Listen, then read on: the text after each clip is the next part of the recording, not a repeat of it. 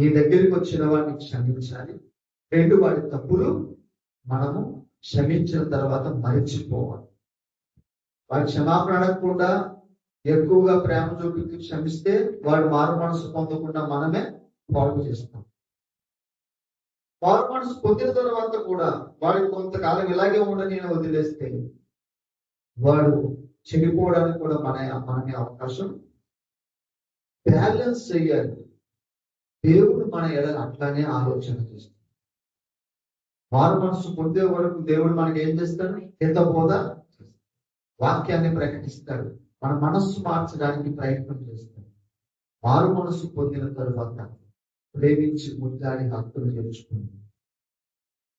మనల్ని కడిగి శుద్ధీకరించి ప్రశస్త వస్త్రాలు దయచేసి మన పాపములన్నీ మర్చిపోయి మరలా మొదటి ప్రేమతో ప్రేమిస్తాడు. హల్లెలూయా.